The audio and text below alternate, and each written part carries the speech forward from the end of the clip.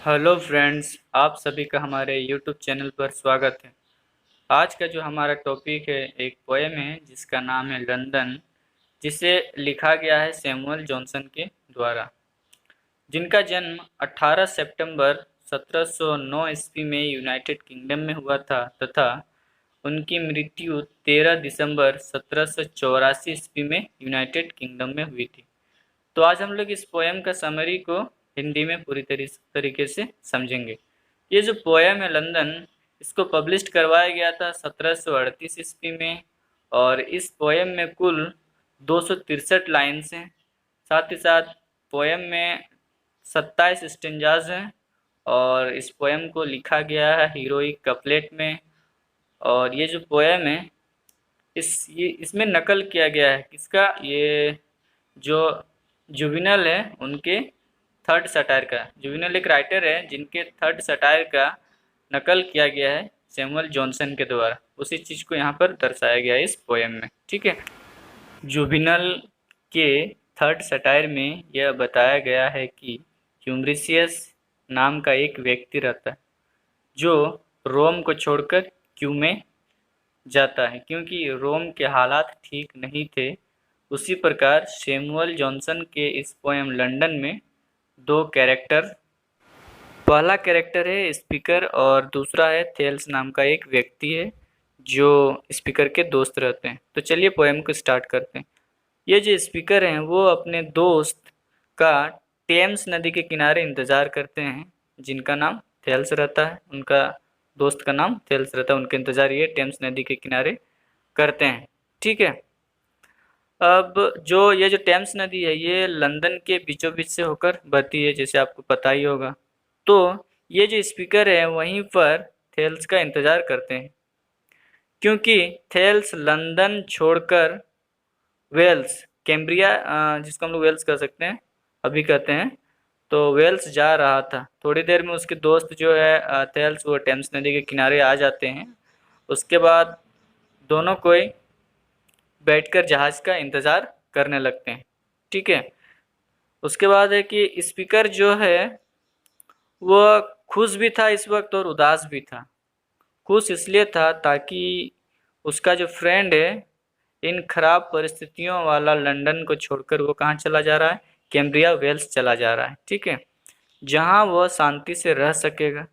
परंतु दुखी भी इसलिए है क्योंकि वह अपने दोस्त को अपने आप से जुदा होता देख रहा है। मतलब उसका जो दोस्त है वो उससे अलग हो रहा है, स्पीकर से अलग हो रहा है। कौन? थेल्स।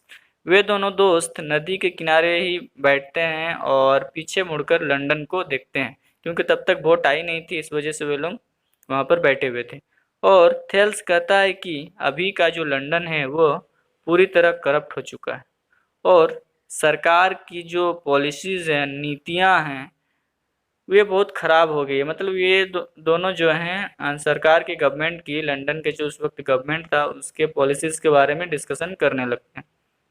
वह यह भी कहता है कि एक समय ऐसा था जब यहाँ पर एक से बढ़कर एक राजा हुआ करते थे जिनके समय में शांति ही शांति हुआ करती थी।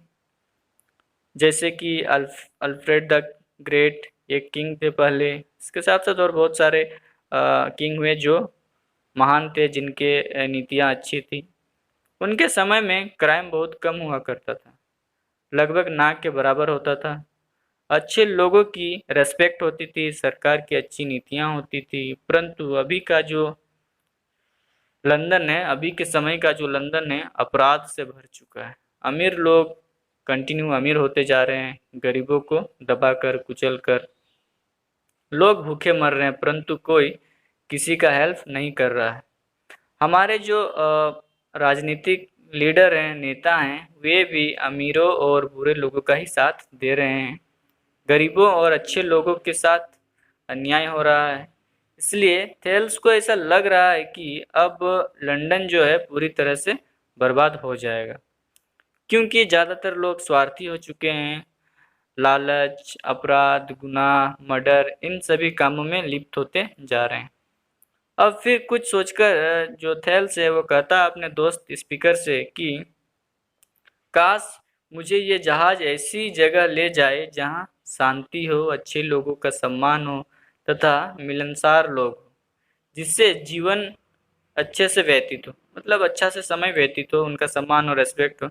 और अंत में थेल्स अपने दोस्त से कहते हैं कि अब तो मेरी नाव भी आ गई है, क्योंकि वो टेम्स नदी में नाव के द्वारा ही लंदन से कहाँ जा रहे थे, कैम्ब्रिया मतलब वेल्स जा रहे थे। ठीक है, तो उनकी नाव भी अब पहुंच चुकी थी।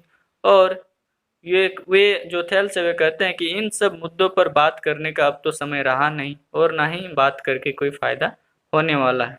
और उसके बाद जो थेल्स होते हैं वो लंदन से वेल्स के लिए रवाना हो जाते हैं।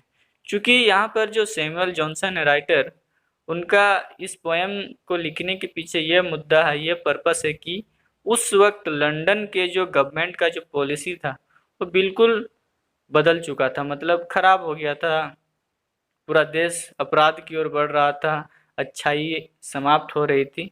इसलिए इन्होंने ये पोएम लिखा, और ताकि जो गवर्नमेंट है उनका जो ध्यान हो वो अच्छाई की ओर, अपनी सही नीतियों की ओर आकर्षित कर सके और उन्हें खराब नीतियों को सुधार सके। इसी के साथ ये जो पोएम है वो फिनिश हो जाता है, समाप्त हो जाता है। दोस्तों, अगर यदि पोएम आपको समझ में आई है तो वीडियो को लाइक करें, शेयर करें, कमेंट करें, साथ ही साथ मेरे चैनल को सब्सक्राइब भी करें। मिलते हैं अगले वीडियो पर।